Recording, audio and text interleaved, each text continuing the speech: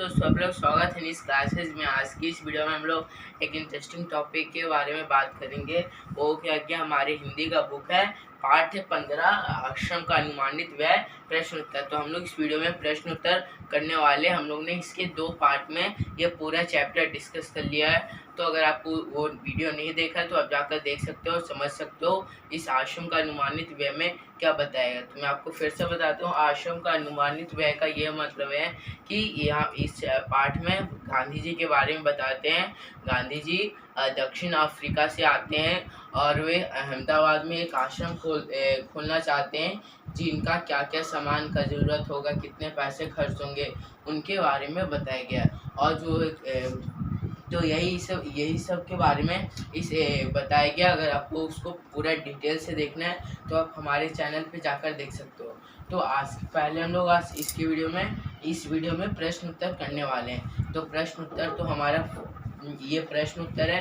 अगर आपको करना है तो आप हमारे मैं इसका जो फोटो है मैं अपने यूट्यूब चैनल के पोस्ट के ऊपर डाल दूंगा, आप वहां से भी जाकर पढ़ सकते हो। तो चलो पहला प्रश्न देखते हैं। तो प्रश्न है, हमारे यहाँ बहुत से काम लोगों खुद नहीं करके किसी पेशेवर कारीगरों से करवाते हैं, लेकिन गांधी जी पेशेवर कारीगर के उपयोग में आने वाले औजार छेनी, हथौड़ी, बसूले इत्यादि क्यों खरीदना चाहते हैं। तो इस प्रश्न का ये मतलब है कि जो हमारे यहाँ जो लोग काम करते हैं, मतलब कि हमारे यहाँ बहुत सारे लोग काम करते हैं कि पेशेवर अपना खुद काम हम लोग पेशेवर से काम कराते हैं। तो यहाँ पे बताया गया कि गांधी जी पेशेवर के उपयोग में आने वाले हथौड़ी, छेनी, बसूले क्यों मंगाना चाहते हैं। तो यहाँ पे गांधी जी पेशेवरों के लिए हथौड़ी, छेनी इत्यादि इसलिए मंगाना चाहते हैं क्योंकि गांधी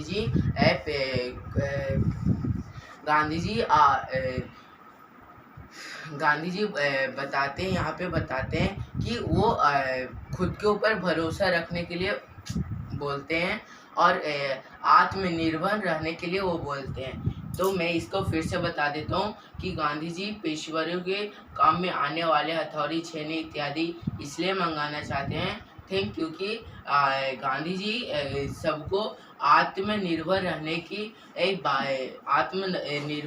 निर्भर के लिए ये सब सामान मंगाते हैं। तो यही है इसका आंसर। अब दूसरा देखते हैं। गांधी जी ने अखिल भारतीय अंग्रेज सहित कई संस्थाओं व आंदोलनों का नेतृत्व किया। उनकी जीवनी या उन पर लिखी गई किताबों से उन अंशों को चुनिए जिससे हिसाब किताब के प्रति गांधी जी के चुस्ती का पता चलता है। तो यहाँ पे यह बताया गया कि गांधी जी क्या है कि बहुत सारे आंदोलन कराते हैं, भारत को आज़ादी दिलाते हैं। तो और इस पाठ में आपको फिर बताना है कि गांधी जी के जो बचपन का समय था उनमें जो पुस्तकें लिखे गए हैं, तो उनमें से चुनकर कुछ ऐसी बातें लिखने जिसमें गांधी जी को जब वो हिसाब किताब करते हैं तो उसके प्रति चुस्त रहते हैं। तो ऐसा क्यों। तो गांधी जी हिसाब किताब के प्रति चुस्त इसलिए रहते हैं क्योंकि वो बचपन से ही चुस्त रहते थे। वो भागकर चलते चलते स्कूल जाते थे, जिससे पैसे कम हो। वो बहुत ही अच्छे तरीके से पढ़ते थे, जिससे उन्हें ज्ञान की प्राप्ति हो। तो इस तरह से वो हिसाब किताब में चुस्त रहते थे। तो यही इसका आंसर है। तो अब तीसरा प्रश्न देखते हैं। तो मान लीजिए आपको कोई बाल आश्रम खोलना है। इस बजट पर प्रण लेते हुए उनका अनुमानित बजट बनाइए। इस बजट में दिए गई किन किन मदों पर आप कितना खर्च करना चाहेंगे, किन नई मतों को जोड़ना चाहेंगे। तो इसमें यह बताया था कि मान लीजिए आप एक आश्रम खोलना चाहते हैं और फिर आपको बताना है कि आश्रम में क्या क्या लगेंगे और क्या क्या नहीं लगेंगे और उनके कितने खर्च होंगे।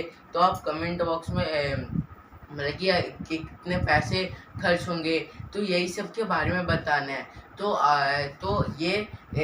इसका कुछ उत्तर इस प्रकार है कि अगर हम एक आश्रम खोलते हैं जिसमें से कि हम लोग को पहला कि ज़मीन चाहिए, दूसरा कि जो रसोई घर चाहिए जिसमें खाना पका सकें, खाने पकाने की वस्तुएं चाहिए, मतलब कि जो खाना पकाते हैं तो उनको क्या क्या जो वस्तुएं लगते हैं जैसे कि चावल दाल ये सब चाहिए।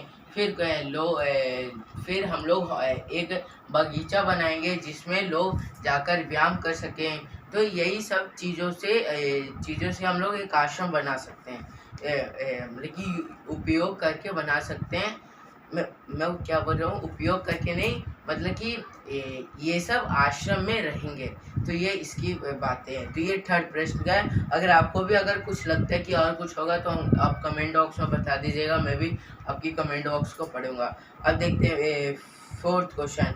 आपको कई बार लगता होगा कि आप कई छोटे मोटे काम जैसे घर की पुताई, दूध दोहना, खाट बुनना करना चाहें तो कर सकते हैं। ऐसा कामों के सूची बनाइए जिन्हें आप चाहकर भी नहीं सीख पाते। उनके क्या कारण रहे होंगे। उन कामों की सूची भी बनाइए जिन्हें आप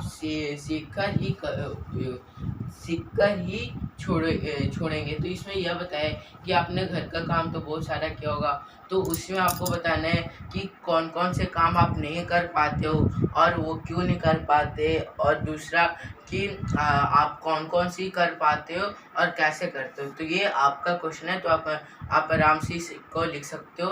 तो अब पांचवा देखते हैं। इस अनुमानित बजट को गहराई से पढ़ने के बाद आश्रम के उद्देश्यों और कार्य प्रणाली के बारे में क्या क्या अनुमान लगाया जा सकता है। तो इसमें बताया गया कि यहाँ पे हम लोग ने देख लिया कि आश्रम बनाने के लिए गांधी जी किस चीज़ के बारे में बात करते हैं। तो इसमें अगर कुछ और जोड़ सकते हैं तो उसको बताना है। तो हम लोग यह जोड़ सकते हैं कि एक बगीचा होगा जिसमें लोग जाकर व्यायाम कर सकें और तंदुरुस्त रहें। दूसरा कि हॉस्पिटल बन जाए जिससे अगर कोई रोगी अगर बीमार हो, मतलब कि अगर कोई इंसान बीमार हो तो वो जाकर तुरंत ही अपना इलाज करा सके। तो ये दो चीज़ें अवश्य होना चाहिए। तो ये दोनों के बारे में मैं बोलता हूँ। अगर आपकी क्या राय है तो आप कमेंट बॉक्स में बताइएगा। तो हम लोग इस वीडियो में प्रश्नोत्तर कर चुके हैं। हम लोग इस चैप्टर को पूरा अच्छी से पढ़ लिए हैं, प्रश्न उत्तर भी कर लिए हैं। अगर आपको इसमें से कुछ डाउट है तो आप कमेंट बॉक्स में बताइएगा। अगर आपको ये वीडियो अच्छी लगी हो तो लाइक शेयर, और चैनल पे हमारे नए हो तो सब्सक्राइब करना मत भूलिएगा। मैं मिलूँगा आपसे नेक्स्ट वीडियो में कोई नेक्स्ट इंटरेस्टिंग टॉपिक के साथ। जब तक के लिए थैंक यू, बाय बाय।